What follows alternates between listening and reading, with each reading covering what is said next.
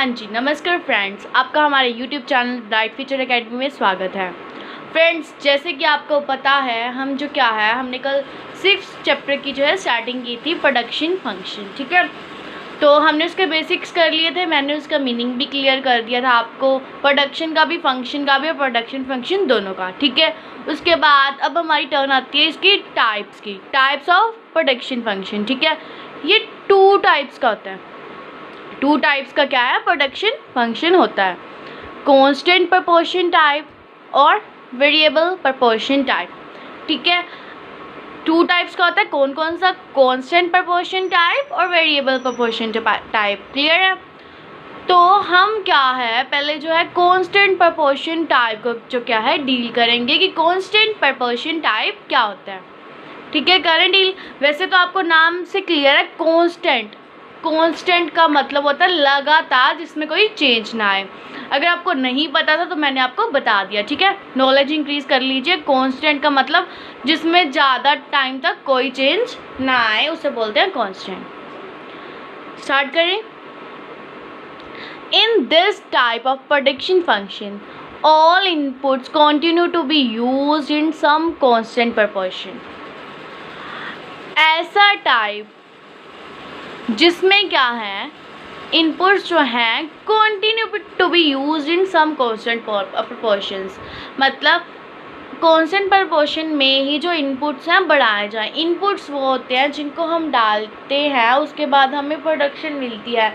जैसे कुछ भी बनाने के लिए जो हम रॉ मटेरियल यूज़ करेंगे या जो हम उसमें एफर्ट्स डालेंगे अपने उसको बनाने के लिए, तो उस चीज़ को हम इनपुट बोलते हैं। तो इनपुट जब कांस्टेंट प्रोपोर्शन टाइप में बढ़ाए जाते हैं तो वे कांस्टेंट रेशियो में, मतलब एक जितने ही बढ़ाए जाते हैं।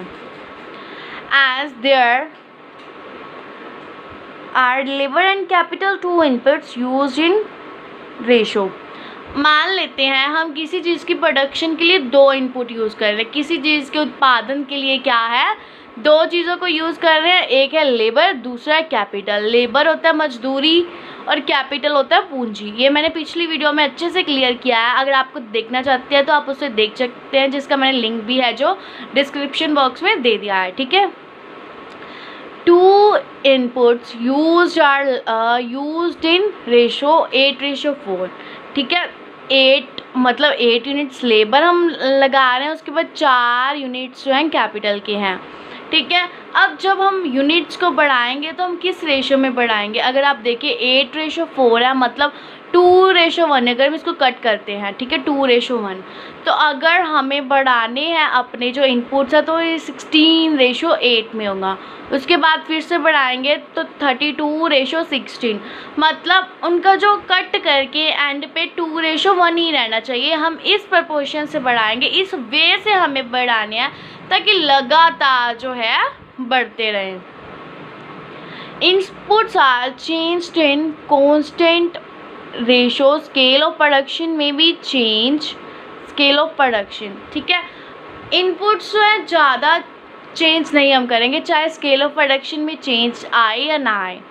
अब मेन पॉइंट ये उठता है कि स्केल ऑफ प्रोडक्शन क्या होता है। स्केल ऑफ प्रोडक्शन जो है क्या होता है?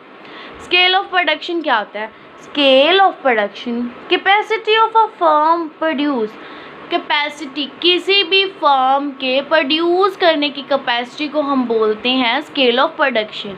मतलब कोई इंडस्ट्री है, कोई फर्म है, वो कितना प्रोड्यूस कर सकती है, कितनी उसकी आउटपुट है।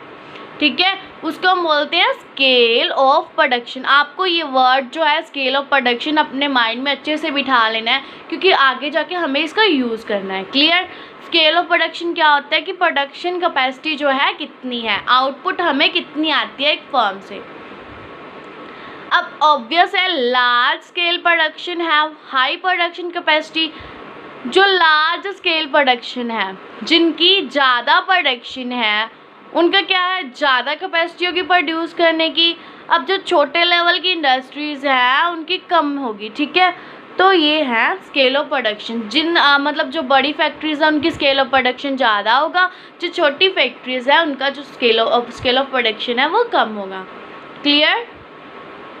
कांस्टेंट प्रोपोर्शन टाइप में मतलब जल्दी हम किसी को भी वेरिएबल मतलब किसी भी फैक्टर को जो है लैंड, लेबर, कैपिटल, मजदूरी, पूंजी, उत्पादन को हम इतनी जल्दी उसमें जो है चेंजेस नहीं लेके आते हैं, बदलाव नहीं लेके आते हैं। अगर हमें बढ़ाने भी हैं तो हम उसको एक नॉर्मल मतलब एक ही जैसी रेशियो में बढ़ाएंगे कि इतने इसके यूनिट्स बढ़ाने हैं, उतने उसके बढ़ाने हैं। मतलब आउटपुट हमें चाहे जितनी भी आए, आउटपुट से हमें कोई लेना देना नहीं है। हमें क्या है, अपनी जो प्रोडक्शन करनी है उसको सेम लेवल पे, कांस्टेंट लेवल पे करना है। उसके बाद आया स्केल ऑफ प्रोडक्शन, हमारे पास new word. Scale of production क्या होता है, किसी भी इंडस्ट्री की, किसी भी फर्म की जो प्रोडक्शन कैपेसिटी है उसको हम बोलते हैं स्केल ऑफ प्रोडक्शन। छोटे, अब ऑब्वियस है छोटी इंडस्ट्री की कम स्केल ऑफ प्रोडक्शन होगा, जो बड़ी इंडस्ट्रीज है उनका ज़्यादा स्केल ऑफ प्रोडक्शन होगा। Clear? Change in scale of production requires change in fixed factors.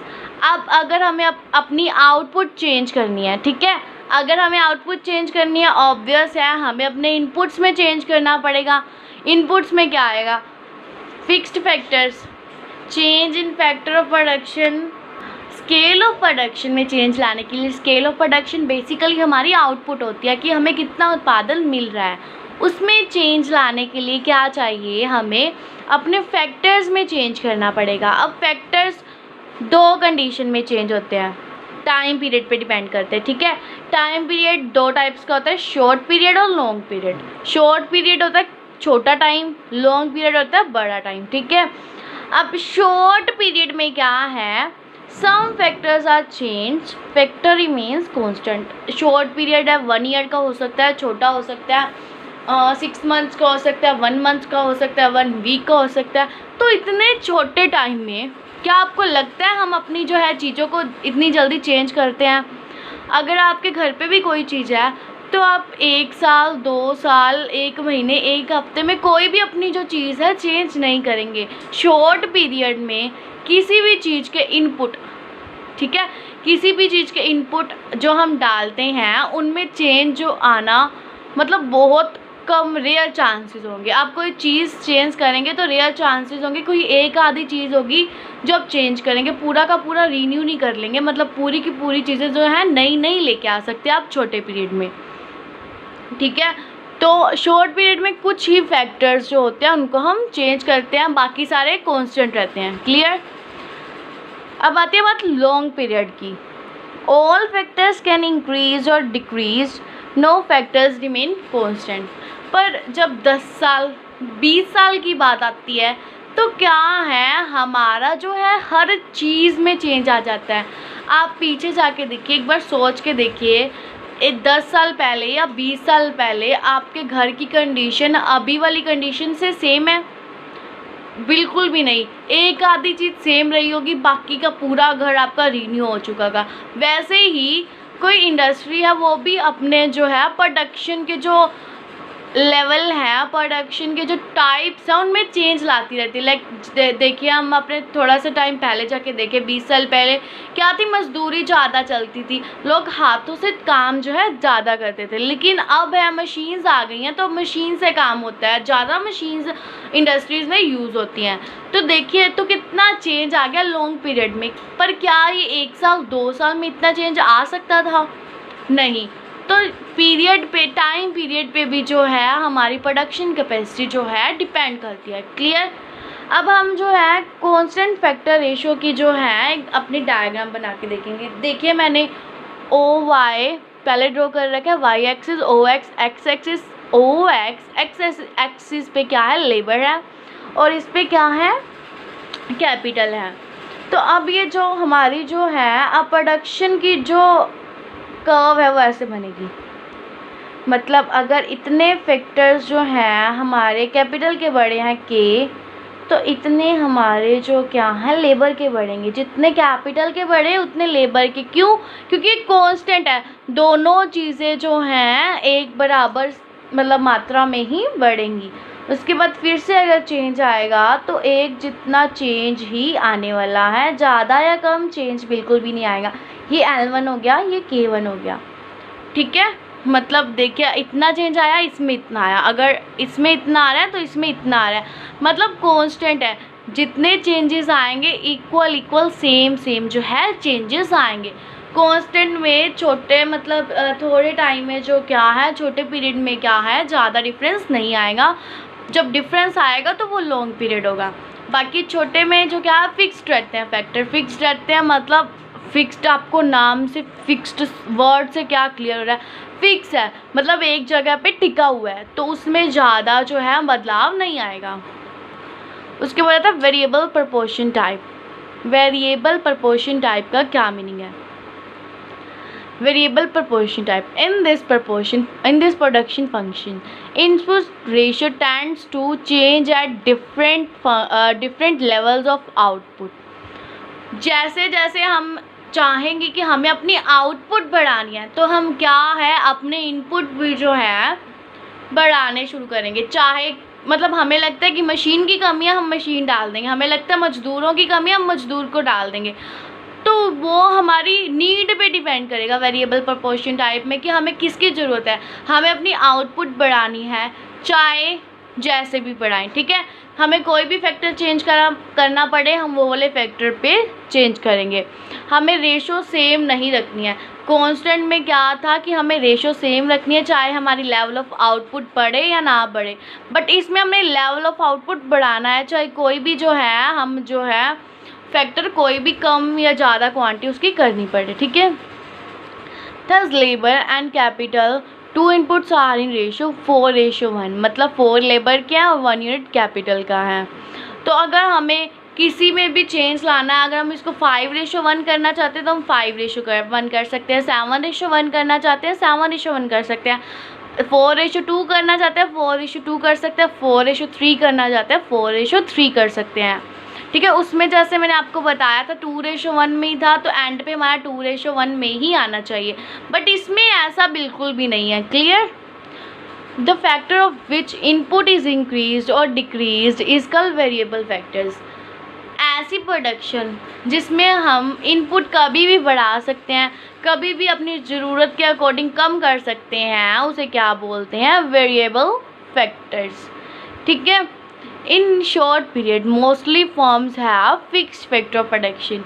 अगर हम थोड़े टाइम की बात करें तो हर फर्म में क्या है फिक्स्ड फैक्टर ऑफ प्रोडक्शन होगा, कांस्टेंट प्रपोर्शन टाइप होगी। अगर हम लॉन्ग रन की बात करें, जैसे मैंने आपको ऊपर ही बताया, लॉन्ग रन में कोई भी फैक्टर जो है सेम नहीं रहता है, तो क्या है हर फैक्टर में चेंज आ जाता है, तो उसमें कोई भी फिक्स्ड फैक्टर नहीं रहेगा। तो हम ये कह सकते हैं हर इंडस्ट्री में दोनों प्रपोर्शन होते हैं, कांस्टेंट प्रपोर्शन भी होता है, वेरिएबल प्रपोर्शन भी होता है। बट क्या है शॉर्ट पीरियड में हमेशा कांस्टेंट प्रपोर्शन टाइप जो है लागू होगी, लॉन्ग पीरियड में क्या है वेरिएबल प्रपोर्शन टाइप लागू होगी। मुझे पता है ये ब्लैंक है, अभी हम इसको करने वाले हैं, ठीक है। अब इसमें डायग्राम कैसी बनेगी, तो देखिए मैंने OY ड्रॉ कर लिया जिस पे कैपिटल है, OX ड्रॉ कर लिया जिस पे लेबर है। अब मैं क्या, मुझे कैपिटल को बढ़ाने की ज़रूरत नहीं है, मैं उसको इतना ले रही हूँ, ठीक है। कि मुझे लगा कि लेबर मुझे इतनी चाहिए तो ये L हो गया। उसके बाद मुझे लगा मशीन एक है बट लेबरर्स मेरे कम है, तो मैंने लेबर फिर से बढ़ा दी L1। क्या मैंने कैपिटल साथ में बढ़ाई? नहीं, इसमें मैंने दोनों चीज़ों को बढ़ाया था, लेकिन इसमें क्या है मुझे ज़रूरत नहीं थी कैपिटल बढ़ाने की, तो मैंने कैपिटल को नहीं बढ़ाया। उसके बाद मुझे फर्दर ज़रूरत पड़ी तो मैंने इसको बढ़ा दिया, L2 पे हो गया, ठीक है। वेरिएबल देखिए, इसको हमें आउटपुट बढ़ानी थी, चाहे क्या है मुझे ये वाला फैक्टर्स पे ज़रूरत नहीं है ज़्यादा लगाने की, तो मैंने ये नहीं लगाया। जिस फैक्टर की लेबर की ज़रूरत थी मैंने जस्ट लेबर को ही चेंज किया है। वैसे ही इसमें क्या है मुझे दोनों चेंज करने थे, चाहे मेरी आउटपुट क्या है कितनी भी हो। आई होप आपको टाइप्स क्लियर हैं, और अगर आपको कोई भी डाउट है तो आप मुझे कमेंट सेक्शन में जाके पूछ सकते हैं। आई होप आपने चैनल तो अभी तक सब्सक्राइब कर ही दिया होगा। अपनी फ्रेंड के साथ ज़्यादा से ज़्यादा इसको शेयर करें ताकि उनको भी जो है ऐसे जो टॉपिक्स हैं रोज़ के रोज़ मिलते रहें। बेल आइकन भी प्रेस कर लें ताकि आपसे कोई भी वीडियो जो है मेरी मिस ना हो जाए।